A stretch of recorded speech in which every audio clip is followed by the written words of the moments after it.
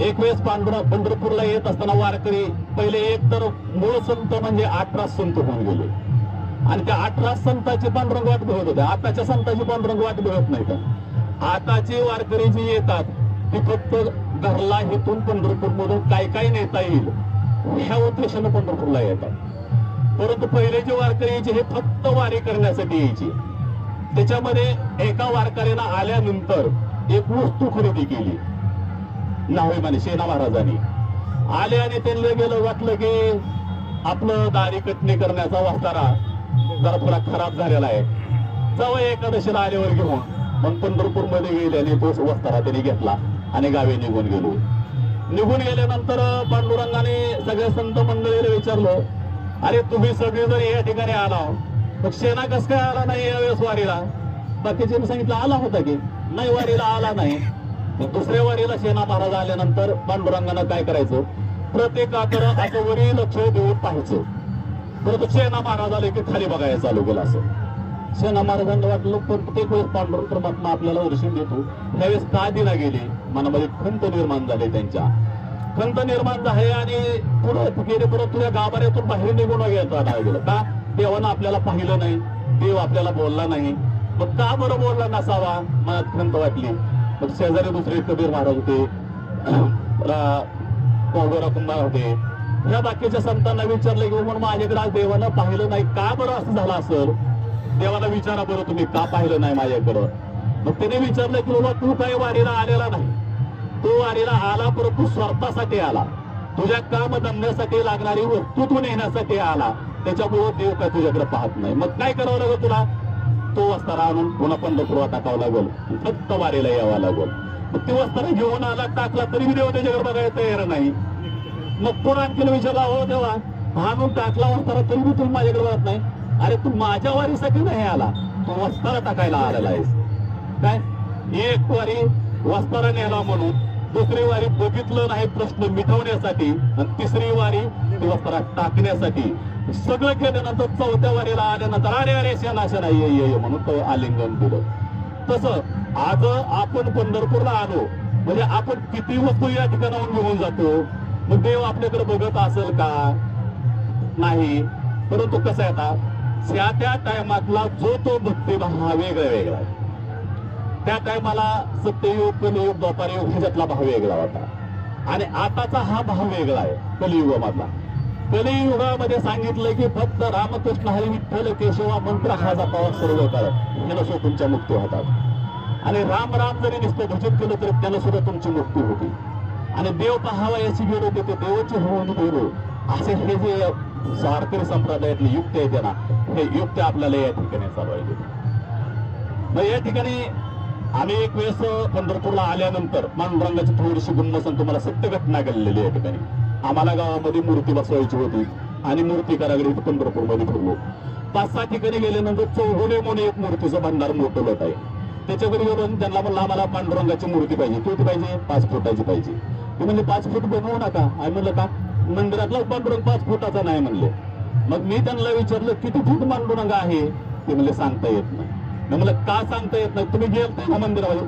त्याने सांगितलं महाराज आम्ही मंदिरामध्ये गेलो, एकतर ट्रस्टची परवानगी घेऊन खुद्द पांडुरंगाच्या परमात्म्याची मूर्ती तेवढ्याच उंचीची बनवायची, ह्याच्यासाठी आम्हाला गाभाऱ्यात निघून गेलं म्हणले. मोठ्या वशिला लावून तिथपर्यंत गेला. तर पांडुरंगाची पहिल्यांदा मूर्ती आम्ही मोजली टेप लावून, 47 इंच भरली म्हणले. 47 इंच माप मांडताना मांडीस तरी विसरलो माप गाभाऱ्यातच असताना. म्हणजे किती पांडुरंगाचा प्रताप आहे किंवा करामत आहे म्हणून दुसरा माप घ्यायला गेलं. दुसरा माप घेतलं की 51 इंच मूर्ती भरली. 51 इंच मूर्ती भरल्यानंतर परत पुन्हा मांडायला गेलं की विसर पडला. जागेवर असताना तिसऱ्यांदा माप घ्यायला गेलं. तिसऱ्यांदा माप घ्यायला गेलं की पुन्हा 46 इंच मूर्ती भरली. 3 वेळेस माप घेतलं जागेवर मूर्तीचं असताना. तर 3 वेळेस न हालता 10 मिनिटांमध्ये 3 मापा आम्हाला त्या ठिकाणी भेटली, खालच्या पायापासून ते वरच्या महादेवाच्या पिंडीपर्यंत. पण त्यांना आम्ही त्या ठिकाणी म्हणलं आपला अल्पशत ज्ञान. त्या म्हणले अरे एवढ्या सेना महाराजांना त्यानं मेळ लागून दिला नाही पांडुरंगानं. तू तर लका सर्वसाधारण कलियुगातला माणूस आहे. सेना महाराज म्हणा हे नाही नरहरीच होणार म्हणायचा की बाबा मी शिवभक्त आहे, शिवभक्त आहे, मी शिवच आहे, मी दाखवून दिलं पांडुरंगानं त्यांना. माप घ्यायला गेलो, करबुडा डोळ्याला बांधून दिलं, महादेवाची पिंड लागायची. अरे शंकरच आहे तिथं, सोडलं तर नाही माझा शंकर आहे, आणि सोडलं तसं नाही पांडुरंग आहे. बाकीच्या सर्वांना पांडुरंग परमात्मा दिसत होता, आणि फक्त महाराजांना बरं संतांना सेना महाराज त्यांना फक्त पिंड दिसत होती. त्यांना ज्या आरती इतकी भक्ती करून त्यांना पांडुरंग परमात्मा मिळवून दिलेला नाही, तो तो साधा कारागीर येणार तुला कसा मिळेल बरं. आम्ही त्यांना विचारलं तुम्ही किती मूर्ती बनवली. आम्ही एक संशोधन केलं की दोन्हीची माप जाऊ होत्या तो मधलं माप बरोबर असेल म्हणून आम्ही 47 इंचाची मूर्ती बनवली म्हणला. पण ती मूर्ती बनवत असताना सुद्धा आमच्याकडून 46 इंचच मूर्ती झाली म्हणला, 46.5 मध्येच बनवली. आम्ही परत पण त्याच्याकडे घेताना घेतलं, सांगितलं की तो चतुरा तो शिरोमणे, तू कसा लाच मिळ बसून देईल. म्हणून ते साहित्य सांगितलं की तुम्ही पुन्हा या ठिकाणी माप घ्यायला जाऊ नका आणि त्यांचे माप करायला जाऊ नका म्हणलो तुम्ही. का तुझं माप जर करायला गेलो तर तो आपलं माप काढल्याशिवाय राहणार नाही, आणि आपलं माप करायला त्याला काय वेळ लागणार नाही. असंच एक वेळेस सांगितलं चलत असताना की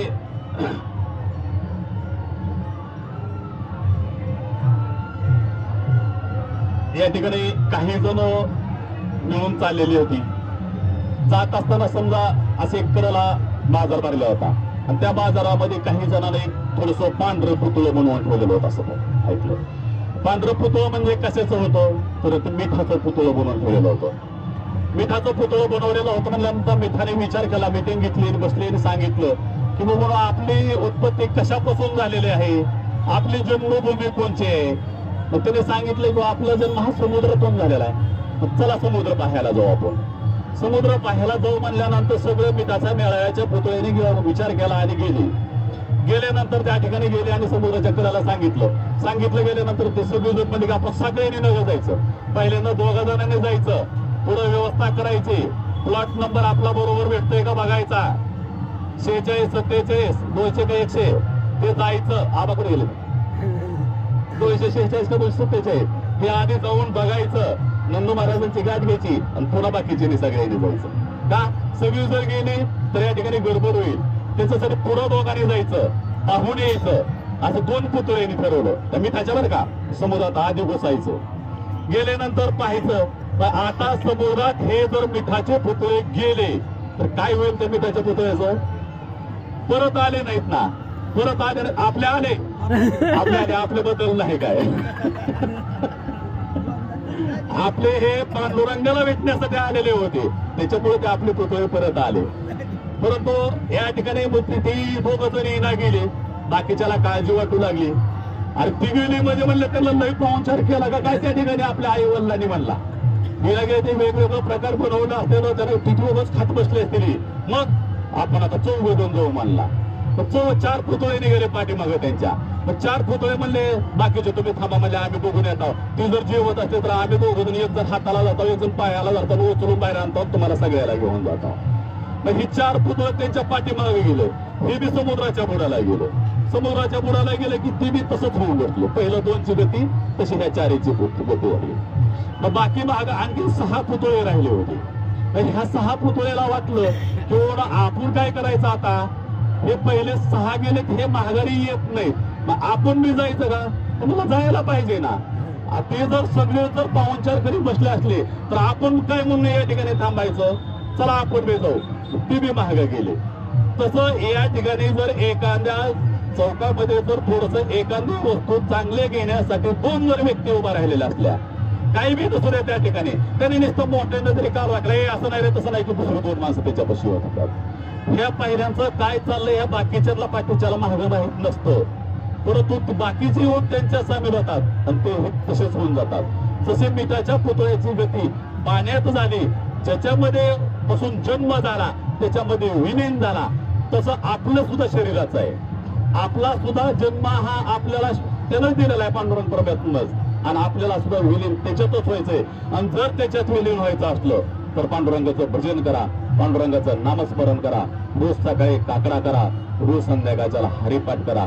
नाहीच काही जमलं तर रोज सकाळी उठल्यानंतर तुळशीला पाणी घाला. माळ असेल तर माळ जप करा, माळ नसेल तर कमीत कमी तुळशीला पाणी घाला आणि नमस्कार करा आणि आपल्या कामासाठी निघून जा. काहीच कमी पडणार नाही आपल्याला.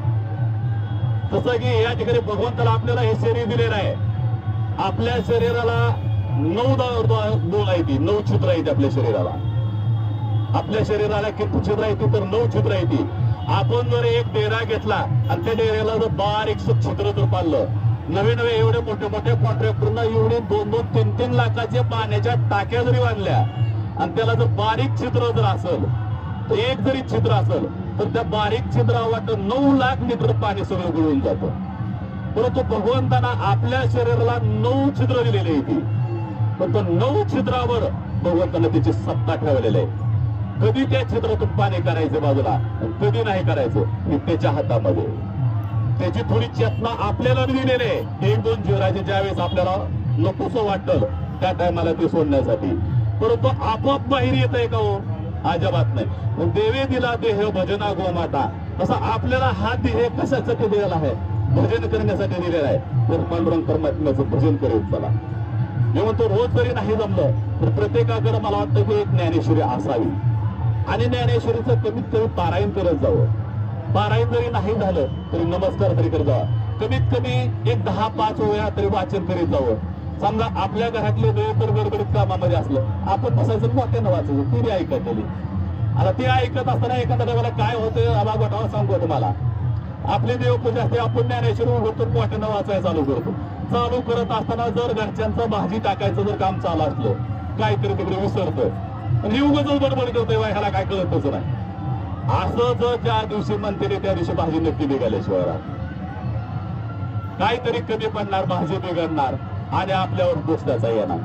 असं झालं की परत पुन्हा तुम्ही उगाच असं केलं तसं केलं, भांडण निर्माण होतं. भांडण निर्माण झालंय की मग म्हणते ती नाही तुम्ही काय असला आहोत तुटला आहोत, तुम्ही देवदेवाच्याच नादाला लागला, आमचे कामच करत नव्हत, आमकच करत नव्हत. चालू झाल्यानंतर आपण बसायचं सांगायचं बाबा बघ तुझं असेल तसं. नाही पण तुमचं लय मोठ्या मोठ्याला चालू असते. तुम्ही जर नाही हळू वाचलं तर बघा मी माझ्या माहेराला निघून जाईल आणि मी काय नाही असं करणार. मग तुमचं रोज उठलं की 2 तास हीच असते. असला कालवादी आपल्या पाठीमागे काय गोष्ट लागत असतो बरोबर. वाचन करीत असताना लागतो कधी तर त्याच्या टायमाला आपण मौन धारण करायचं. का? अरे 30% आरक्षण त्यांना आपल्याला काहीच नाही आणखी. आता एवढं मोठं जरांगे पाटलाने आंदोलन करून सुद्धा 19% वरची मागणी 10% वर आज आणली त्यांनी. ती सुद्धा टिकतोय का नाही संशय. मिटिंग चालू आहे त्यांची. आपल्याला सगळ्यांना ती महिला म्हणतात आपल्याच आहे. 30% सुद्धा आपल्या 10 मध्ये घुसतोय परत पुन्हा. तर त्याच्यामुळं आपण त्यांना थोडस शांतच राहून चालायचं. आणि शेवटी एका महाराजाने एक मात्र गमतीचं जरा सांगितलं होतं की नेहमी नवरा बायकोचं भांडण लागल्यानंतर ते काय म्हणत असतात का तुम्हाला काय कळतच नाही. आता आपल्याला जर काय कळत नसतं तर त्यांच्या आई बापाने आपल्याला दिलं असतं का? दिलं असतं का आपल्याला? बरं हे आई बापा तरी किती दिवस राहिलेले असते? एक तर 10, 15, 16, 21 वर्ष पुढे काही नाही. 21 वर्षे ज्या आई बाप्पा कसे राहिले तिथून आजपर्यंत आपल्या संघ चालतंय कुठपर्यंत एक 10-15 वर्षापर्यंत नाही चालत. परंतु तिथून पुढे माघारी बोलायला चालू होतं. तुम्हाला कळतच नाही, तुम्ही असलंच हाव, तुम्ही तसलंच हाव. परंतु त्याच्यावर एका महाराजानं वड सावित्रीच्या पौर्णिमेची गमतीदार कविता दिलेली आहे. ते वडाला जाते. आता तुम्हाला काही कळत नाही म्हणणारी पत्नी वडाच्या झाडापाशी जाऊन काय म्हणत असेल? काय म्हणत असं महिला म्हणून काय म्हणत असेल तुम्ही सांगा.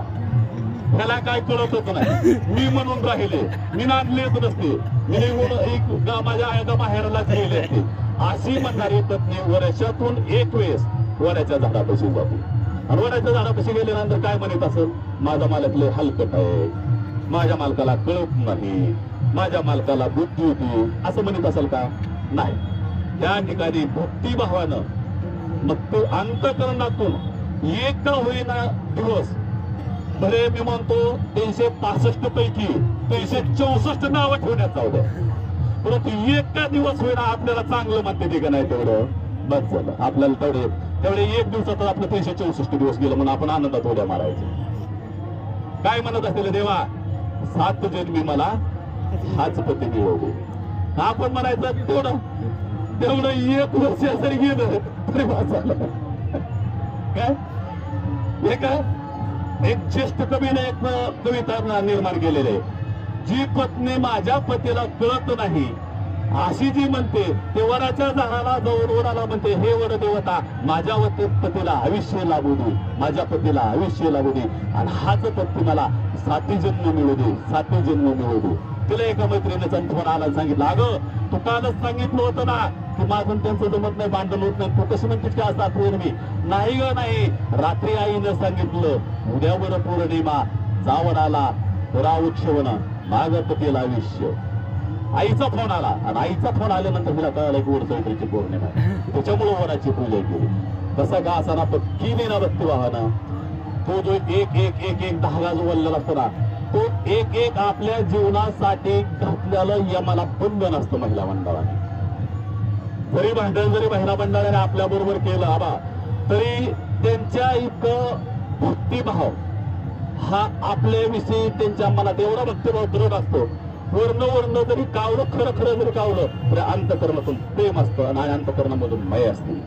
आणि त्या एका एका धाग्याने आम्हाला सांगितलं ते मा 7 धागा घातलेला आहे, 7 जन्म माझ्या पतीकडे पाहायचं नाही तो आणि माझ्या कपाळावरचं कुंकू असंच औक्षण ठेवायचं हे या ठिकाणी सांगितलेलं असतं. हेच सीता माताने या ठिकाणी वनवासाला गेल्यानंतर सांगितलं. त्या दिवशी महाराजांनी सांगून गेले प्रवचनामध्ये की सीता म्हणजे काही नुसती पत्नी म्हणून या ठिकाणी वनवासाला आलेली नव्हती. सीता ही एक भक्तीवती आणि भक्ती करण्यासाठी प्रभू रामचंद्राबरोबर आले ते. हरी महाराजांनी छान बघून त्या दिवशी माऱ्यामध्ये कीर्तनामध्ये सांगितलं. ही भक्तीला सुद्धा जनाने कसं छळ अग्नी परीक्षा घ्यायला लावली. कुणामुळे घ्यायला लावली? एक साधा परित नावाचा माणूस बोलला गेला की एवढ्या दिवस आहे लंकेमध्ये सीता राहिली म्हणजे ती काय शुद्ध असेल का? परंतु त्या ठिकाणाहून भाव काय होता हो दुसरा? अग्नी परीक्षा घेणं म्हणजे प्रभू रामचंद्राचा भाव काय होता की जी सीता वनवासाला गेल्यानंतर ज्या टायमाला रावणानं उचलून नेली त्या टायमाला अग्नीमध्ये लुप्त झालेली सीता पुन्हा खऱ्या स्वरूपातून प्राप्त करून घ्यायची होती. म्हणून त्याच्यासाठी त्या परीक्षेच्या तोंडामधून अग्निपरीक्षेचा विषय करावा लागला आणि पुन्हा प्रभू रामचंद्राला आपली खरी सीता बाजूला करावी लागली. बरे लंकेमध्ये गेली होती हे कोण होते आपल्याला रामायण करते सगळ्यांना माहित आहे. त्या ठिकाणी अशोक वनामध्ये कोण राहिले? नेलेली सीता राहिली आणि तिथून माघारी आणले ती कोण होती? मायावी सीताच होती. परंतु खरी सीता ही अग्निपरीक्षेतून काढली. नंतर पुन्हा त्या आणखीन आला गेला. इतके दिवस असताना असली बाई काय मी ठेवून घेतो काय घरामध्ये. पुन्हा या ठिकाणी वाल्मिक ऋषीच्या आश्रमामध्ये जावं लागलं. 2 पुत्रांना जन्म द्यावा लागला आणि ज्यावेळेस पुन्हा परत माघारी यावं लागलं त्यावेळेस मात्र पुन्हा स्त्रीनं शोक व्यक्त केला आणि पुन्हा सांगितलं आता मी तुमच्यापाशी राहणार. बस झालं. म्हणजे सहनशीलता करायची किती पात्रता असते ही पण महिलाकडून शिकावं लागत असतं. आता त्यांना आपल्या घरामध्ये दिलं म्हणजे आपण किती प्रमाणात त्यांचा छळ करायचा हे आपणच ठरवायचं असतं. आणि का? त्यांच्याकडे सहनशक्ती जास्त असते आणि क्रोध ही जास्त असतो. सहनशक्तीपेक्षा क्रोध या ठिकाणी जादा प्रमाणात असतो. तसं या ठिकाणी सीता माताला सहनशक्ती केली आणि शेवटी आपलं शरीर धरती मातेला म्हणजे आईला अर्पण करून टाकलं त्या ठिकाणी आणि तिथे त्यांचा विषय विकवून टाकला. असं या ठिकाणी जर साधूला जरी छळलं किंवा साधू संतांची जरी पुण्यतिथी नाही केली तरी सुद्धा त्या ठिकाणी आपल्यावर अघटित घटना या ठिकाणी घडल्याशिवाय राहत नाही. एक वेळेस असाच रामायणामधला प्रसंग मी समजत मला. आता या ठिकाणी रामायण म्हणजे तुमच्या गावामध्ये काही नौको नाही. आमच्या गावामध्ये एक पहिलं रामायण लागलं 35 वर्षानंतर, दुसरं लागलं 12 वर्षानंतर, 12 वर्षांना लागलं शक्तीपर्यंत बरोबर आलं आणि शक्तीपासून काय झालं हरी महाराजांना सगळं माहीतच आहे. पुढचं 72 अध्याय आणि त्याच्या अगोदरचं एक 48 म्हणजे 50 ते 92 एक 42 अध्याय. 42 अध्याय 5 दिवसामध्ये आणि 72 अध्याय पुढच्या 5 दिवसामध्ये. वातावरण बघून असते त्या ठिकाणी. जसं वातावरण लय जर ढगाळ वातावरण वाटलं, जोराचा पाऊस येणार आहे असं जर वाटलं तर पटकन रानातनं काय करावं? आपला गाशा गुंडाळा घेऊन नदी पार करून नदीच्या पलीकडे जावं आणि घर जवळ करावं. जर एखाद्या शेतकऱ्याला वाटलं हा दिसतं काळा आभाळ दिसते हे काही येतंय काय असं म्हणून जर म्हटलं तर तो तिथं फसला ना. धो पाऊस येणार, नदीला पुढे येणार, रात्रभर ती तिकडं आणि ही तिकडं. त्याच्यासाठी ज्या त्या ठिकाणचं वातावरण बघून जे ते करायला पाहिजे. तसं या ठिकाणी लंकेवर विजय मिळवला सीतामातेला आणलं, विभीषणाला लंका देऊन टाकली. विभीषण चांगल्या प्रकारे राज्य आपलं लंकेमध्ये करत होता. लंकेमध्ये राज्य करत असताना राजाला चिंता असते आपली प्रजा कशी असावी कशी नाही, आणि राजाकडे तक्रार जाऊ लागली, राजेसाहेब आपल्या लंकेमध्ये प्यायला पाणी नाही, दुष्काळ पडलाय, पिकं सगळी वाळून चाललेली होती, काय करायचं. विभीषण म्हणला, अरे आपली लंकाच पाण्यामध्ये, चहू बाजूने लंकेच्या पाणी, मग पाण्याला काय हरकत आहे प्यायला. परंतु या ठिकाणी नाही म्हणजे थोडसा फुंक बघलो. या ठिकाणी रावणाने 2-3 प्रार्थना केल्या होत्या. स्वर्गाला शिडी लावीन, सोन्याला सुगंध आणीन आणि समुद्राचं पाणी गोड करू. परंतु हे झालं, शक्य झालं नाही. आणि नाही झाले ते लय बरं झालं. का बरं जरा सांगतो तुम्हाला. या ठिकाणी जर रावणानं जर स्वर्गाला शिडी लावली असती तर काय झालं असतो, आपल्याला आपल्या आईवडिलाच्या आठवणी त्या शिडी होऊन गेला असता, स्वर्गाजवळ आईवडिलांना भेटून पुन्हा माघारी आला असता. प्रत्येक माणूस वरी जा खाली जा, वरी जा खाली जा असं केलं असतं. नाही झालं, हे एक लय बरं झालं. समुद्राचं पाणी खरड राहिलं, ही एक लय चांगलं झालं. का चांगलं झालं तुम्हाला एक त्याचा फायदा सांगतो तुम्हाला. जर समुद्राचं पाणी खारट जर आहे आणि त्याचं बाष्पीभवन होतं, आणि बाष्पीभवन झाल्यानंतर त्याच्यापासून आर्द्रता निर्माण होते, आणि आर्द्रता निर्माण झाल्यानंतर पुन्हा पाऊस पडतो. जर समुद्राचं पाणी गोड जर असतं तर आर्द्रता निर्माण झाली नसती आणि आपल्यावर पाऊस कधीच पडला नसता.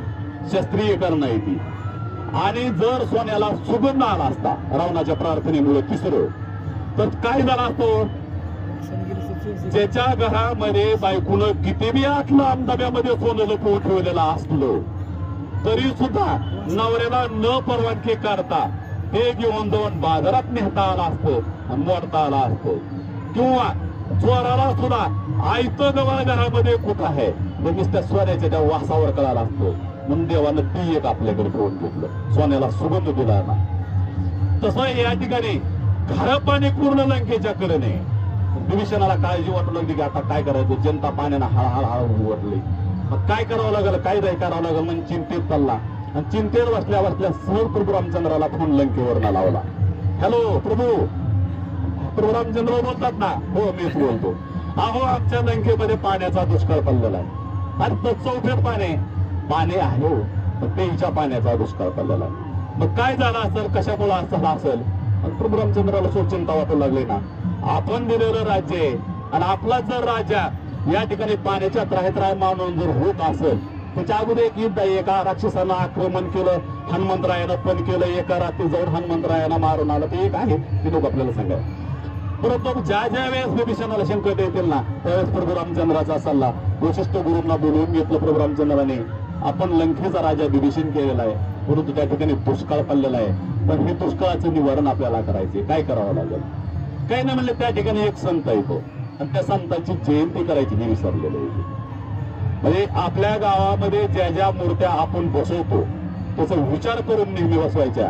त्याचं समजा आपल्या गावात तुकाराम महाराजांची मूर्ती असेल तर तुकाराम महाराजांची बीज झाली पाहिजे. ज्ञानेश्वर महाराजांची मूर्ती असेल तर समाधी सोहळा झाला पाहिजे. दत्तात्रेयांची मूर्ती असेल तर दत्त जन्म झाला पाहिजे. गणपतीची मूर्ती असेल तर कालच्या 13 तारखेला गणेश जयंतीचा कार्यक्रम झाला पाहिजे. भगवंताची मूर्ती असेल पांडुरंग परमेश्वराची तर प्रत्येक एकादशीला त्याला स्नान नैवेद्य झालाच पाहिजे. तर आपल्या गावाला त्या संतांच्या मूर्ती आशीर्वाद देत असतात. आणि जर त्याचं काही जर नाही केलं तर मी सांगतो हे उदाहरणासारखं होत असतं. आपल्याला जी आपल्या घरातली व्यक्ती मेल्यानंतर आपण जर बामणाला जर विचारलं की बाबूना आम्ही ह्याची समाधी घालावी का, बामणं काही काही घाला म्हणून सांगतात.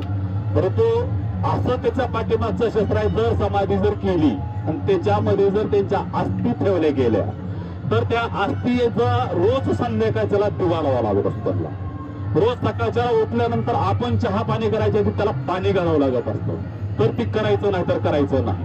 अंतकरणामध्ये भाव ठेवायचा, उठून आपल्या आई वडिलांना सकाळ सकाळ नमस्कार करायचा, कार्याला लागायचं, पण समाधी बांधायच्या नादाला जायचं नाही. गेलं तर मग हाय तर ही नीती नेम करायचं नाही तर पुढच्या पिढीला आपले शाप लागतात. मग आम्हाला पितृदोष आहे, सर्पबली आहे, नागबली आहे, जास्त दोष पुढे निघत जातात. आता ही कारण माहीत नसते ते जिंदीला, परंतु हे सांगणं गरजेचं आहे.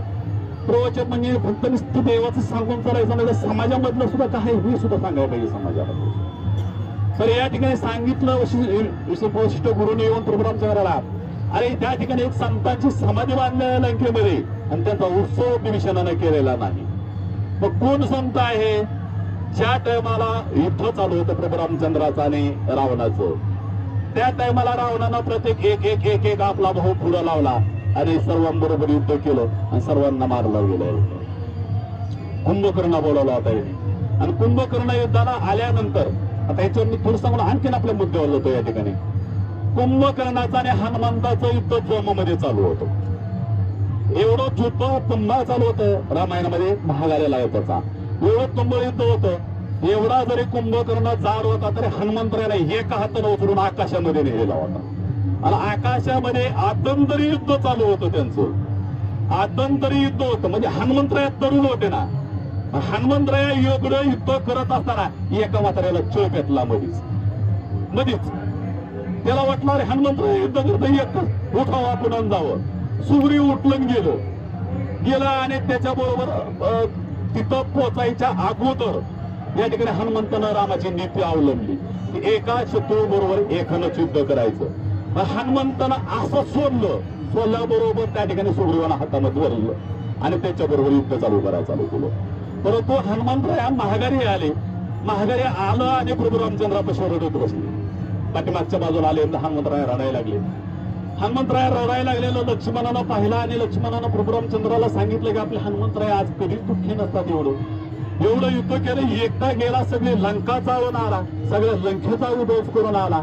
एक नाही एक घर पिंजून काढलं. सीता मातेची शुद्धी घेऊन आला. परंतु युद्धामध्ये रडतो. काय कारण असावं? प्रभू गेला आणि सांगितलं की बाबा काय हनुमंतराया काय झालं? हनुमंतरायानं आपल्या खाली मान घालून लढाया चालू केलेलं होतं आणि हनुमंतरायानं पुन्हा प्रभूने विचारलं सांगितलं प्रभू माझ्यावर तुमचा एवढा विश्वास नव्हता का की मी जे कार्य करतोय हे जे कार्य मी करतोय आताचा तरुण वर्ग अण्णा ही जे मी कार्य करतोय ह्याच्यावर माझा तुमचा एवढा विश्वास नव्हता का ते म्हाताऱ्यामध्ये पाठवलं तुम्ही? कशामुळे म्हाताऱ्यामध्ये पाठवलं तुम्ही? बरं म्हाताऱ्या माणसाचं काय काम आहे? आता काय काम आहे? आपल्यापेक्षा पुढच्या पिढीनं हातात घेतलंय ना. आता हातात घेतलंय ना मग करू दे ना त्यांना. आपण मागून सपोर्ट द्यायचा. काय करायचं? फक्त मागून सपोर्ट द्यायचा आणि चुकत असेल तर लय पुढे जाण्यापेक्षा बोलून घ्यायचं सांगायचं हो पांडू पवार तुमचं हित असं चुकायला लागले हे असं करा. हो श्रीमंतांना तुमचं हित असं चुकायला लागले हित असं करा. परंतु ते कार्य करीत असताना त्यांच्या हातातून घ्यायचं. तुम्हाला काय कळतच नाही. आम्ही अशा प्रकारे केलंय. सुग्रीवानं तसं बधी जाऊन केलं. काय त्याच्यामुळं हनुमंतरायाला राग आला आणि हनुमंतराया प्रभू रामचंद्रापाशी येऊन रडत होते आणि प्रभूला बोलू लागले प्रभू तुमचा एवढा माझ्यावर विश्वास नव्हता का? तुम्ही का ते म्हाताऱ्यामध्ये पाठवलं? पुन्हा प्रभू रामचंद्रानं बघितलं कोण गेले? तो सुग्रीव गेलेला होता. त्यानेच बघितलं आणि सांगितलं बाबा हनुमंता मी तुझी माफी मागतो.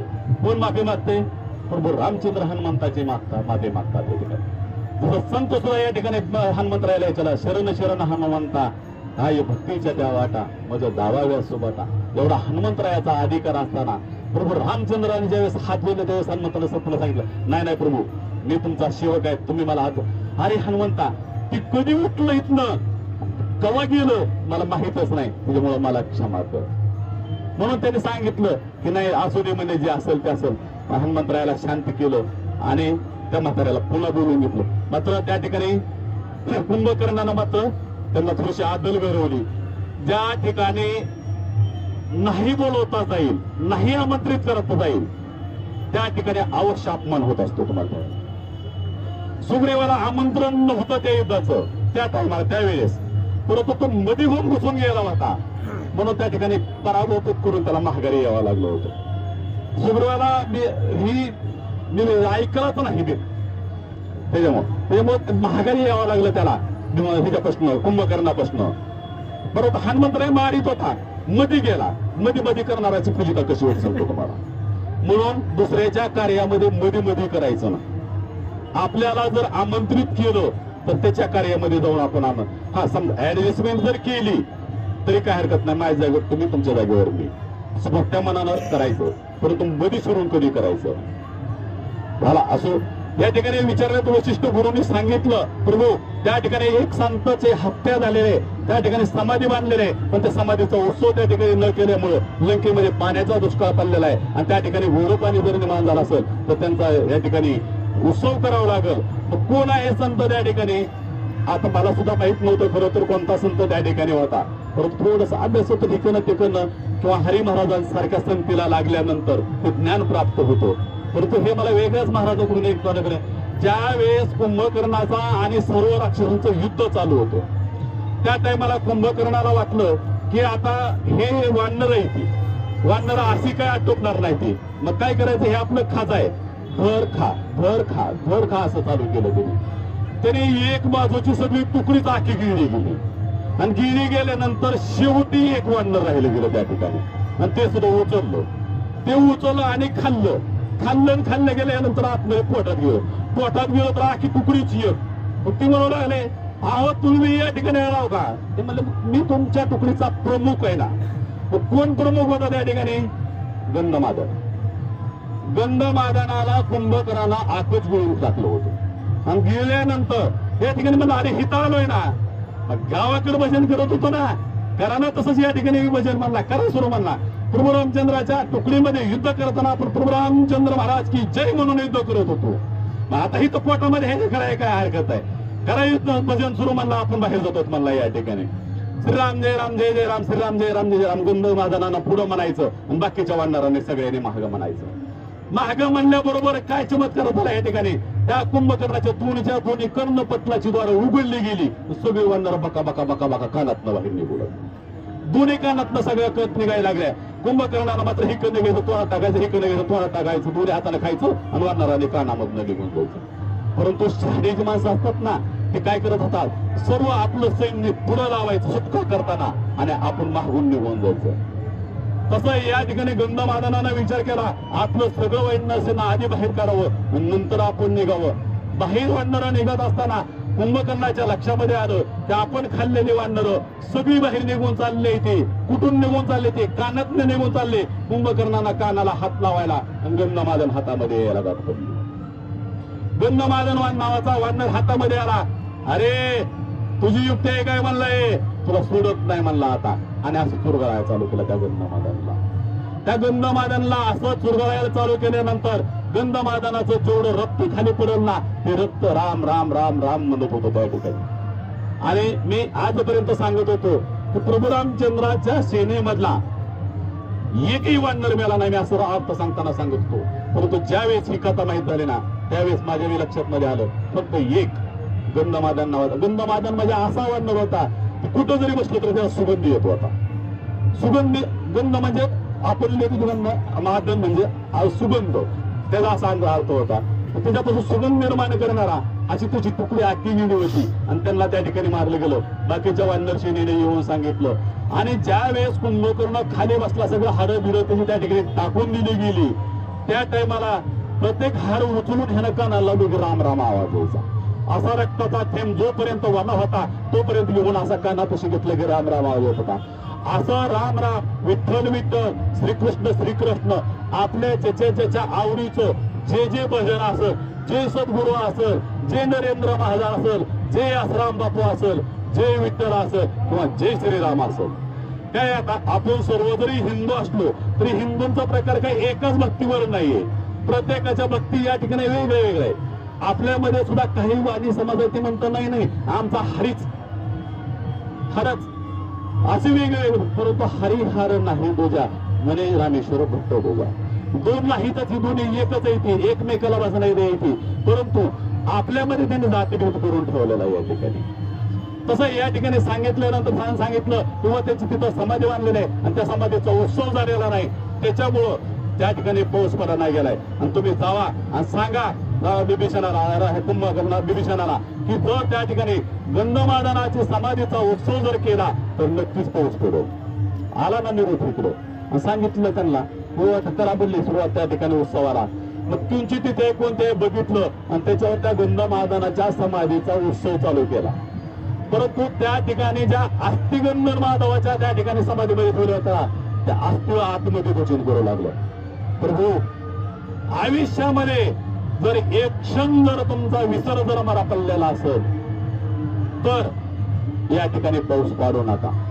आणि एक क्षणही तुमचं नाव घेता न विसर पडता मी जर या ठिकाणी तुमचं म्हणजे तुमचंच केवळ भजन केलेलं असेल तर या ठिकाणी ही आखी जी आहे या ठिकाणी लंकेमधली नगरी आहे ना ही माझ्या उत्सवामध्ये या ठिकाणी रमलेले आहे.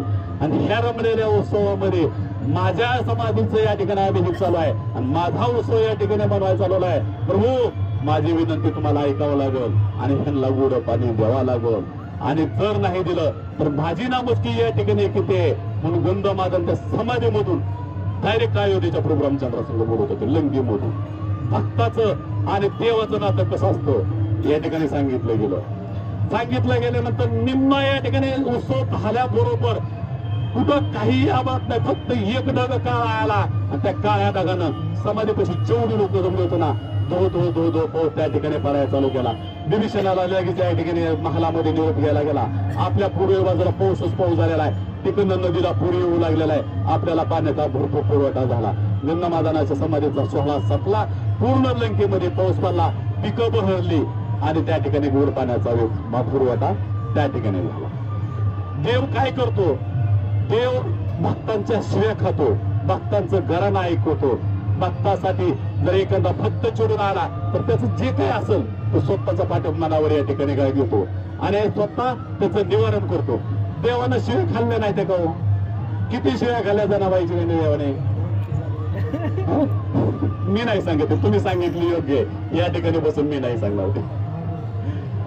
असंच एक उन्मत होऊन देवावर चालून गेला म्हणला ह्याला काय कळतंय का नाही म्हणला.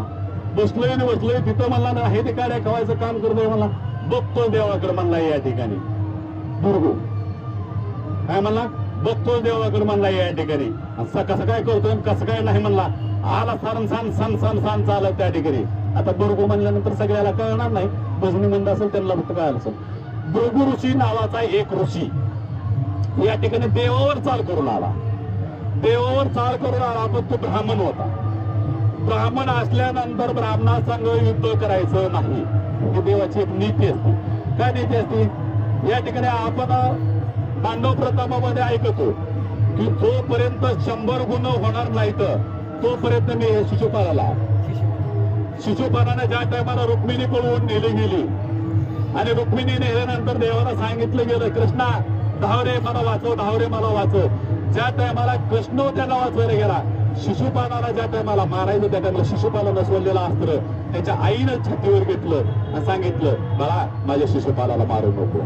शिशुपाल हा ब्राह्मण होता. सांगितलं वचन दिलं देवाला त्या ठिकाणी की नाही मारत, परंतु कधीपर्यंत मारत नाही? 99 गुण होईपर्यंत. आणि ज्या टायमाला हा 100वा गुन्हा करेल ना त्या टायमाला मी ह्याला सोडणार नाही, त्या टायमाला मारणारच. कसं देवानं आयडियानं 99 गुन्हा करून घेतलं आणि 100व्या गुन्ह्याला शिशुपालाचा काटा काढला. तसंच छत्रपती शिवाजी महाराजांवर सुद्धा अफजलखानाच्या छावणीमध्ये एक ब्राह्मण तलवार घेऊन अंगावर 3 नावर होऊन आला होता. 2 वेळेस माफ केलं. 3ऱ्या वेळेस शिवाजी महाराजांनी सांगितलं म्हणजे तुम्हाला आम्ही मानतोय, तुम्ही ब्राह्मण आहेत म्हणून आम्ही तुमच्यावर हत्या रोखलेत नाही. ब्रह्महत्या होते आणि ब्रह्महत्या झाल्यानंतर ह्याचं पातक मोठ आहे, त्याच्यामुळे आम्ही तुम्हाला मारत नाही. तुम्ही या ठिकाणाहून छावणीतून निघून जावा. परंतु त्यानं मीठ कोणाचं खाल्लं होतं? त्या अफजलखानाच्या नालायकाचं खाल्लेलं होतं. त्याच्यामुळे ह्याला नालायक बुद्धी ह्या ब्राह्मणाला सुचलेली होती म्हणून पुन्हा महाराजावर चाल करून येत होता. 3ऱ्या वेळेस आल्यानंतर 3ऱ्या वेळेस महाराजाने वरच्यावर हात एकीकडे मुंडुका त्याचं करून टाकलं. कारण देव 1, 2, 3 वेळेस माफ करत असतो, तसं शिशुपालाला 100 वेळेस माफ केलं. हा भृगुऋषी येऊ लागलेला आहे. हा पण ब्राह्मण आहे परंतु आपल्याला मारण्यासाठी येऊ लागलेला आहे. मग या ठिकाणी वाटतं ना की हा आपल्याला मारण्यासाठी यायला लागलेला आहे. त्याची लाच खायची आपण, परंतु कधी खायची? जर समजा ही जर आपली सगळी मंडळी इथं जर असेल, ह्यांच्या देखत जर आपल्याला मारलं गेलं तर ही मंडळी म्हणेल की बाबा ह्याच्यात काही देवपद आहे का नाही. एक ऋषी येतो आणि लाच घालून जातो. त्याच्यापेक्षा पुजाऱ्यांना सांगितलं दारा बंद करा. दिवस मावायला गेला, दारा बंद करायला लावली. लक्ष्मी शहरासाठी येऊ लागली तर लक्ष्मीला सांगितलं का तुला त्या ठिकाणी काम आहे, पुढं जा म्हणून लक्ष्मी केली परती. पाठीमागे जी आलेली लक्ष्मी होती ना तिला बाजूला सारलं गेलं. जा तुला म्हणून सांगितलं आणि देव किती कणवाळ कृपळ या ठिकाणी सांगतो तुम्हाला. देवाच्या गळ्यामध्ये सागर मंथन करीत असताना 14 रत्न निघाली होती. त्या 14 रत्नापैकी एक रत्न जे मिळालेलं होतं तो मणिक मुनी कौस्तुभमणी. हा कौस्तुभमणी देवाना सारखा गळ्यामध्ये घातलेला होता पांडुरंगाना. तो विष्णू भगवंताने आपल्याकडे ठेवून घेतलेला होता. मग कौस्तुभमणी गळ्यामध्ये आहे, आपला भक्त समोरून येतोय आणि त्याची जर लाथ ह्या मण्यावर लागली तर त्याच्या पायाला मणी लागल. मग कौस्तुभमणी काढून ठेवला गेला भगवंताने त्या टायमाला. आणि बरोबर ऋषी आल्यानंतर ऋषीनं त्या ठिकाणी राग आला, परंतु भगवंतानं या ठिकाणी पांडुरंग परमात्म्याने शांततेचं स्वरूप घेतलं आणि ठार करून येऊन प्रभू विठ्ठलाच्या छातीवर लाथ मारली गेली. त्या ठिकाणी आपण जर ज्या टायमाला जर पांडुरंगाची मूर्ती जर बघत असेल ना, किंवा ज्यावेळेस घेत असताल पांडुरंगाची जर नवीन मूर्ती घेत असाल तर त्या ठिकाणी भरपूर ऋषीनं पांडुरंगाच्या उजव्या छातीवर लाथ मारलेली पाऊलाची खून पाहिजे म्हणजे पाहिजेच. आता सुद्धा आहे. आपण जर पांडुरंगाच्या मंदिरामध्ये गेलं तर ते आहे. आता पांडुरंगाच्या अंगावर 10 खुणा असायला पाहिजे. आपण जर नवीन मूर्ती घेत असताना करतोडा असायला पाहिजे, अंगावर कांबळ असायला पाहिजे, डोक्यावर हनुमंता महादेवाची पिंड असायला पाहिजे, कमरेला करतोडा असायला पाहिजे, हातामध्ये एका शंख पाहिजे, एखाद्या हातामध्ये काठी पाहिजे. हे ज्या खुणा आहेत ना, आता कसं आहे, आम्ही ज्यावेळेस मूर्ती घ्यायला आलो होतो ना त्या टायमाला 21 माणसं आले होतो. आल्यानंतर प्रत्येकाने ही छान आहे, ही छान आहे, ती छान आहे पसंत केल्या मूर्तीने जर थोडा लांब होतो. आपल्याला मी मला सांगून दिलो ज्या टायमाला आमंत्रित करतील ना त्याच टायमाला आपलं मत त्या ठिकाणी मांडायचं, तोपर्यंत मांडायचं नाही. सगळ्याच झाल्यानंतर म्हणजे सगळी इकडं आपण बघता म्हणजे तू सोडून मला तिकडे राहिला, त्यांना बोलवणं मूर्ती घ्यायला. मला त्याने बोलवल्यानंतर मी त्यांना त्या जो कारागीर होता त्या कारागीरला पहिला प्रश्न विचार केला, हा ही मूर्ती सगळ्यांनी पसंत केली स्वयंभू आहे का? ते मला हे स्वयंभू नाही, या अलंकारातून मूर्ती, मला अलंकार मूर्ती घ्यायची नाही, मला स्वयंभू मूर्ती दाखव. तुम्ही म्हणजे मग त्यांच्या लक्षात नंतर आलं की अलंकार मूर्ती म्हणजे काय आणि स्वयंभू मूर्ती म्हणजे काय. आपल्याला एवढं सुद्धा माहित नसतं. ज्याच्यासाठी आपण या ठिकाणी येतो तर स्वयंभू मूर्ती कोणची आणि अलंकार मूर्ती कोणती हे जर आपल्याला कळत नसेल वारकऱ्यांना तर आपण वारकरी कसले. स्वयंभू मूर्तीमध्ये ह्या खुणा असतात आणि अलंकार मूर्तीमध्ये फक्त नुसत्या माळा घातलेल्या असतात. अलंकार मूर्तीमध्ये कसल्याच खुणा नसतात, फक्त महादेवाची पिंड तेवढी एक काढली असती, बाकीचा कोण विचार करत नाही, देत नाही, काही नाही. परंतु आपण गावाकडे नेल्यानंतर पंढरी परमात्म्याचं दर्शन घेतो असं जर वाटत असेल तर ह्या 10 खुणा मी सांगितलेले त्या ह्या 10 खुणा पांडुरंगाच्या अंगावर असणार त्यांच्यावर. आणि तिथं सुद्धा स्थापना करताना तज्ञ ब्राह्मणाकडून करणं, मूर्तीला प्राण प्रतिष्ठा देणं, त्याची होमहवन करणं हे अत्यंत गरजेचं असतं. आता तुमच्या गावामध्ये काय सारखं भजन चालतंय पांडुरंगाच्या मूर्तीमध्ये, हरी महाराज महिन्याला एक ग्रंथ लावतात, कधी हरिविजय असते, कधी पांडव प्रताप असते, कधी रामायण असते, त्याच्यामुळे ते बघायला हरकत नाही. परंतु त्या ठिकाणी सारखं नामस्मरण व्हायला पाहिजे देवाच्या पुढं. असं या ठिकाणी आपण मी या ठिकाणी सर्वजण आलेलो आहोत. त्या आपल्या सर्वांचा पांडुरंग परमात्म्याकडे मी एकच वेळा घालतो, देवा या ठिकाणी एवढे तुझे नामस्मरण करीत हे भक्त मंडळी आलेले आहे. हे म्हणजे काय, फक्त आपल्या दिंडी पुरत नाही, जे जे पांडुरंग परमात्म्याच्या चरणी आलेले झालेले तेवढ्या सर्वांना सुख दे, त्यांच्या मनातील इच्छा पूर्ण कर आणि सर्वांना सुखी ठेव. एवढं बोलून मी माझ्या प्रवचनाला पूर्ण विराम देतो. जे काय चुकीचं असेल ते माझ्या बुद्धीच्या जो समजा, जे काय बरोबर असेल हे तुमच्या सर्वांकडून ऐकलेलं या ठिकाणी ज्ञान तुमच्यासारख्या आबासारख्या रावासारख्या ह्यांच्या माणसाकडून संकल्प घेतलेल्या ज्ञानाच्या गोष्टी मी तुमच्या 4 समोर ठेवल्या. असो थोडीशी एक आपलं धनीमाई या ठिकाणून अभंग घेतला परंतु त्या अभंगावर मी बिलकुल चिंतन केलं नाही, तसंच ठेवलं. ह्याच्यावर का चिंतन केलं नाही तर हे चिंतन मी पुढच्या वेळेच्या प्रवचनामध्ये करणार आहे. पण वाराणसी गया पाहिली दोराका बरी नाही तुका पंढरीचा. एवढी मोठी वाराणसी आहे, एवढी मोठी गया आहे, एवढं मोठं प्रयाग आहे, त्या ठिकाणी एवढे तीर्थक्षेत्र असतात. परंतु तुकाराम महाराजांनी सांगितलं माझ्या तीर्थासारखं तुमचं तीर्थ नाही. त्या ठिकाणी कसं तीर्थ आहे हे आम्ही बघण्यासाठी 11 मेला जाणार आहेत. आमच्या 11 मेचे रिझर्वेशन झालेले. मग येऊन महाराज येऊन गेले आम्हाला या ठिकाणी भेटून. ओडिशाला कीर्तनाला पण येणार आहे. त्यांच्या मार्फत रामायणाच्या आपल्या महाराष्ट्र मंडळीचे सूचक आणि वाचक यांची जी एक बॉडी आणि मला त्या ठिकाणी हरी महाराजांनी जॉईन करून घेतलं आणि त्यांच्या कृपाशीर्वादानं आबाच्या कृपाशीर्वादानं आम्हाला सुद्धा अयोध्येला जाण्याचं अत्यंत अल्प रकमेमध्ये जाण्याचं, रक्कम सांगणार नाही पण अत्यंत अल्प रकमेमध्ये जाणं आणि येणं खाणं पिणं राहणं तिथलं फिरणं कुणालाच खरं वाटणार नाही. एवढ्या अल्प रकमेमध्ये ना नफा ना तोटा, आणि जी घेतलेली रक्कम आहे ना त्याचा सुद्धा नंतर हिशोब मला महाराजांनी सांगून गेले. त्यातून जर तुमचं 10 रुपये शिल्लक राहिले तर तुम्हाला परत. एवढी रामायणाची निष्ठावंत सेवा केलेली असे कार्यकर्ते आपल्या महाराष्ट्रामध्ये आपल्या मगा मंडपमध्ये येऊन गेले, भेट देऊन गेले. मग आपल्या इथं मंडपमध्ये उद्या सुद्धा महाराजांच्या कीर्तनाला दोघं नवरा बायको जोडीने येणार आहेत. आमचा परिचय होणार. 11 मेला आम्ही अयोध्येला जाणार. आणि त्याच्या पुढचं दुसरं पर्व आहे की पंढरीच्या लोकांना ह्या अभिमान पायापरे जन्म एकमेका. या ठिकाणी पंढरीला आल्यानंतर आपण एकमेकाच्या पाया पडायचं असतं. या ठिकाणी लहान थोर आपण कोणालाही मानायचं नसतं. मालकरी बारका जरी असला तरी तो देवाचाच भक्त आहे, मोठा जरी असला तरी तो देवाचाच भक्त आहे, आणि वयस्कर जरी असला तो पांडुरंग परमात्माचाच भक्त आहे. त्याच्यामुळं ही माझा बारका आहे, ही लय मोठा आहे, ह्याच्या कसं पाया पडू न संकोच मनामध्ये ठेवता एकमेकाच्या पाया पडणे. आणि तिसऱ्या कडव्यामध्ये या ठिकाणी सांगितलं की तुका म्हणे जाय एक वेळा पंढरी तयाच्या अग्नी यम नाही. जो माणूस पंढरपूरला जातोय ना त्याच्या घरी यम कधी सुद्धा येणार नाही, असं तुकाराम महाराजांनी आपल्या त्यांच्या एवढ्या मोठ्या गात्यातून, ज्या गात्यासाठी 13 दिवस अनुष्ठान मांडलं आणि तो गाता पाण्यामधून जो उरी काढला आणि आपल्यासारख्या जडमोड जीवांसाठी गाण्यासाठी दिला. परंतु आपलं जडमोड जीव गात्यातला अभंग नाही म्हणता, गात्यातल्या गवळणी नाही म्हणता, वेगळंच काहीतरी म्हणतंय आणि वेगळ्यावर चालत येते. असो ते एक मनोरंजनाचा भाग आहे. परंतु कुठेही बसल्यानंतर गात्यातलंच भजन म्हणावं आणि म्हणत असताना शुद्ध म्हणावं. मग बसल्या बसल्या सांगितलं हवा कुठून जात होती, कुठे महाराज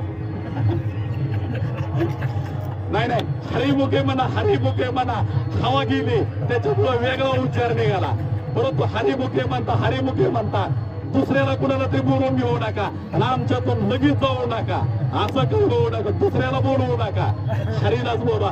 हरिमुखे म्हणल्यानंतर काही होणार नाही आणि तो आपला सांभाळ करणार आहे. गाता येईल तैसे गावे हरी रे रे म्हणावे. या ठिकाणी कसं आहे, तुकाराम महाराजांनी काळ वेळ बघितले नाही, कसं भजन होते, माणसं जगविली नाही, ती विनाचा बघितला नाही, सुरधारा पीती नव्हती, वाजवाया पकवाज नव्हता, हातामध्ये टाळ नव्हतं, दगडाचे टाळ करू आम्ही. यात असं करून तुकाराम महाराजांनी भजन केलं. बसेल त्या ठिकाणी तुकाराम महाराजांचं भजन, त्यांचा अधिकार किती मोठा आहे. एक वेळेस पांडुरंग परमात्माला माती खाण्याची इच्छा झाली, हो माती खाण्याची, पांडुरंगाला माती खाण्याची इच्छा झाली. पण खावी कुठली मनामध्ये विचार आला, कुठली खाऊ, चला देऊला गेले. माती खाण्याच्या निमित्तानं तुकाराम महाराजांच्या पत्नीच्या पायामध्ये काट्याला आज्ञा दिली, घुसकाट्या. मला कुठल्या पायाची माती खायची, काट्यानं काय काट्याची दिशा पायामध्ये घुसायची. असे तुकाराम महाराजांचं एवढं भजन चालत असताना काटा आड सुद्धा येत नव्हता. पण पांडुरंग परमात्म्याच्या सांगण्यावरून काट्यानं जाईच्या पायामध्ये घुसला आणि घुसल्यामुळं त्या ठिकाणी काटा कोण काढेल म्हणून पांडुरंग परमात्म्याचं रूप आपलं धारण केलं विठूचं आणि सांगितलं कुठाय काटा. काटा करताना काय पद्धत पहिली होती, आपल्या कोणाला बोट लावायचं, त्यांच्या पायाला असं गाव असायचं, पुन्हा ते बोट कोणाला जिभेला लावायचं. अशी पांडुरंग परमात्म्यानं त्या ठिकाणी तुकाराम महाराजांच्या पत्नीच्या पायाची माती खाल्ली. किती अधिकार मोठा असं, देव ज्या आरती माती खातोय त्या ठिकाणी पत्नीचा कुणामुळे अधिकार मिळाला, हा तुकाराम महाराजांमुळे. आणि त्या तुकाराम महाराजांनी एवढे 4,500 अभंग आपल्यासाठी बनवून ठेवलेले होतं. आणि त्या अभंगाचा न विचार करता आपण वेगळीकडे भोगत चाललेलो आहोत. बरकत जात असताना अशुद्ध पद्धतीनं म्हणत आहोत. परंतु जे तज्ञ बसणी मंडळ आपल्या दिंडीमध्ये येत ना, जे आता हे आमच्यासारखे नवीन येतात ना, आमच्यासारखे नवीन, त्यांना सुधरून घेण्याचं आणि चुकलेले शब्द सांगायचं काम हे तुमच्या बजनी मंडळाचं आहे. आणि जर तुम्ही म्हणला हे बाजूला तुला येत नाही, इथं असं आहे, असं न म्हणता आपण त्याच्या पाठीमागे उभं राहायचं, कानात म्हणायचं चुकायला लागला की इथं असं आहे, इथं असं, बरोबर तू ओढतोय. ज्या टायमाला शेतकरी नांगरण करत होता त्या टायमाला पुढच्या कडेची बैल आणि पाठीमागच्या कडेची बैल, पुढच्या कडेला नवीन बैल झोपली जायची आणि पाठीमागा अनुभवी बैल झोपली जायची. तुम्ही या ठिकाणी नवीन बाजूने असेल त्याला माईक पुढे उभा करा आणि आपण त्याच्या पाठीमागे उभा राहा. पुढचा जर चालत गेला हुशार शेतकऱ्याला पाठीमागच्याला धडा लावायचा आणि पाठीमागच्याला पुढच्याला डुसणी द्यायची आणि पुढच्याला दाना वाढायचं. तसं मागून जर तुम्ही त्याच्या कानातलं सांगितलं अशा पद्धतीची चाल म्हण रे, नवीन बाजण्या म्हणलं बरोबर आपलं पुढं चाल म्हणल्याशिवाय राहणार नाही. अशी शिकवण्याची पद्धत आता या वर्षी गेल्या वर्षीपेक्षा या वर्षी समाज आपल्या दिंडीमध्ये जास्त आलेला आहे. ह्याच्यापेक्षा पुढच्या वर्षी जास्त कसा येईल आणि त्यांना सांभाळून घेण्याचं कर्तव्य हे 3 माणसं करतच आहेत. काहीही कुठं तुम्ही बोलू द्या शंकरला ना. आता मला तसं बोलू वाटत नाही या ठिकाणावर गाडीवरनं. ते ऐकलं थोडंसं बोललं त्यांचं त्या ठिकाणी माड्यामध्ये, पण आहे प्रेमाची नाते ती. आणि खरं मी तुम्हाला सांगू का, आर तुर कार इर चार ही शब्द फक्त अत्यंत जवळच्या माणसाला बोलले जातात. काय हे पाहुण्यातील लांबच्या नात्याला आवाजावं म्हणजे हे लांबचं नातं झालं, आणि आर तुर म्हणजे हे घनिष्ठ नातं झालं. हे जे एकमेकाला जे बोलतात ना, आता मी आहे मला माहिती आहे, पण माझ्या जागेवर जर दुसरा माणूस त्या ठिकाणी आला, बाबूमती नीट बोलते ती तिने चालक काही दिलंच, पण एकमेकाला अशा स्वरूपातून बोलते ती काय ही असलं खरी असं काय कुठं अशी बोलून जाणार आहे ती. परंतु खरे एक निष्ठेनं प्रेमभावानं आता मगा महाराजांनी सांगून गेलं, ह्यांचं कसं म्हणून गेलेलं आहे इथं, आणि माझा कसा असं करणं करत तसं करणं करत ही आणणार ते आणणार म्हणून माझा कसा बसलाय म्हणले. मग बोलताना म्हणतो तुमचा कसा कसा बसला मामू एवढा, ह्यांना आवडून बसला. सोपं नाही दिंड्याचं काम करणं, शिर्ड सांभाळण्यासारखं शिर्ड सांभाळण्यासारखं. हिकलं शिर्डू हिकायला राहणारा गेलं म्हणजे तो हिकायला राहणारा गेलेला असतोय, त्याला हाकरायला तो मधलं पुढच्या राहणारा गेलेला असतंय, आणि ते पुढचं पुढे गेलेलं असतंय तो मागच्या कोण येतो अहो ही इकडे तुमचं एक चुकलं ह्याला घेऊन जावा. म्हणजे ह्यांना गोल रिंगणा भोवती फिरायचं असतं, ह्यांचं एक रिंगण असतं. परंतु एवढ्यातून सुद्धा 5-10 वर्षाचा कालावधी झाला चांगल्या प्रकारे हँडल करतात. ह्यांना पांडुरंग परमात्म्याने अशीच बुद्धी देऊ, आणि दुसरी एक ह्यांना अशी बुद्धी देव पांडुरंग परमात्म्याने मी म्हणतो. फक्त ते वारकरी संप्रदायामध्ये आलेले नाहीत आणखी. तर हळूहळू हळूहळू ढाळे ढाळे काय ज्ञानेश्वरीमध्ये ओवे, हळूहळू ढाळे ढाळे. पक्षी जर घरट्यामधून उडाला तर ह्या झाडावर त्या झाडावर त्या झाडावरून झाडावर बसत बसत आपला कच्चा गाठत असतो. तसं हे आता पांडुरंग परमात्म्याची पहिली पायरी चढायला चालू केलेली. आपण नाही म्हणायचं त्यांना तिघांना बी तुम्ही माळा घाला. ज्या टायमाला पांडुरंग परमात्मा त्यांना बुद्ध्या देऊ. आपण जर एखाद्याला फळच जर माळा घातली गेली तर ती टिकत नाही, आणि त्यांनी घालून घेतले. मी म्हणत नाही असं नाही. तुम्हाला माळाचा एक प्रसंग सांगतो तुम्हाला. आम्ही वनवासामध्ये होतो, वनवासामध्ये पंढरपूरच्या जवळ आल्यानंतर लातूरचं एक मेजर आमच्या बरोबर आलं, लेंद्रमेन होतो. ती लातूरून चालत आल्यानंतर 3ऱ्या दिवशी पंढरपूरमध्ये त्याला यायचं होतं. आणि मोहाच्या अलीकडल्या बाजूला आम्ही वनवासी मंडळ पाणी पिण्यासाठी विश्रांतीसाठी बसलो होतो. त्या आलं ना आम्हाला बघितलं की आमच्यात सामील झालं. 2 दिवस आमच्यामध्ये सामील झालं, आणि ग्रंथ रामायणाचा माझ्याजवळ होता. भजन वाटण त्याने ऐकलं. 2 दिवस आमच्या बरोबर मुक्काम केला, फराळ केला. आणि सूर्यनारायणपूर गाव आहे या ठिकाणी, थोडंसं 10 किलोमीटर अंतरावर येतो. तिथं आल्यानंतर त्यांनी संकल्प केला की महाराज आज चंद्रभागेमध्ये गेल्यानंतर मला तुमच्या हातून माळ घालायची. मला तुम्ही बिलिप्रेमी नाहीत, मेजर आहेत, तुम्हाला आठवड्यातून 2दा तिसला जेवण असतं त्या ठिकाणी, तुमच्याच्यानं सांभाळणं होत नसतं माळाचं नाही काही नाही. त्याने तिथून कुटुंबाला फोन केला, तुम्ही आत्ताच्या आत्ता गाडीला बसा. आई वडील बहीण बायको सर्वांना तिथून गाडीत बसवलं, आणि आम्ही पंढरपूरमध्ये येईपर्यंत त्यांना सगळं कुटुंब इथं बोलून घेतलं. आमच्या आंघोळ्या झाल्या, फराळ झाला, आणि चंद्रभागे गेल्यानंतर कुंडलिकाच्या पाठीमागे गेल्यानंतर मला म्हणले मला माळ घ्यायची. ओरिजिनल तुळशीची माळ त्यांना घेतली. मी त्यांना म्हणलं चला माझे गुरु या ठिकाणी आहे, दादा तरी कमीत कमी मठावर असतील असं माझा विश्वास होता, आणि त्यांच्या हातून त्यांना माळ घालावी असं माझा संकल्प झाला. पण त्यांनी म्हणजे नाही मला माळ तुमच्याच हातून घालायची.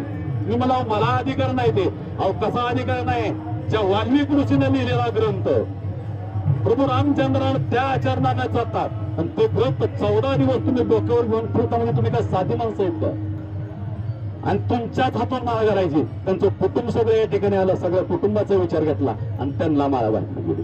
का त्यांना बुद्ध झाल्यावर 2 दिवसात संगतीमध्ये आल्यानंतर जसं लोखंड पैसाच्या संगतीमध्ये आलं की त्याचं सोनं होऊन जातं, तसं ही लोखंड पैसाच्या संगतीला येऊ लागलेलं आहे.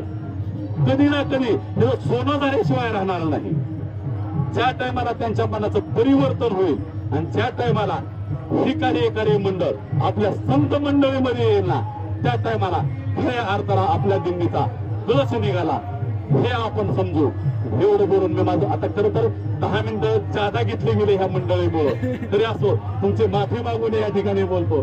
हळूहळू ढाळे जसं जसं मनामध्ये इच्छा निर्माण होईल तसं तसं ह्या भजनी मंडळाच्या संगतीमध्ये येऊ आपण हे वारकरी संप्रदायामध्ये सामील होण्याचा प्रयत्न करावा आणि तुम्हाला सामील करण्याची बुद्धी पांडुरंग परमेश्वराने देऊ, ज्ञानेश्वर माऊली महाराजांनी देऊ, संत तुकाराम महाराजांनी देऊ अशी मी त्यांच्याकडे प्रार्थना करतो. आणि माझं जे हे 2 शब्दाचं प्रवचन आपण सगळ्या मंडळींनी शांत चित्तानं बसून ऐकून घेतलं त्याच्यामुळं पण सौंदर्य ते पंढरपूरमध्ये या ठिकाणी आलेले सर्व भक्त मंडळी आणि काल आज आलेले भक्त मंडळी यांचं सर्वांचं मी मनापासून आभार मानतो आणि माझं प्रवचनाला या ठिकाणी पूर्ण विराम देतो. विठ्ठल विठ्ठल विठ्ठल विठ्ठल विठ्ठल.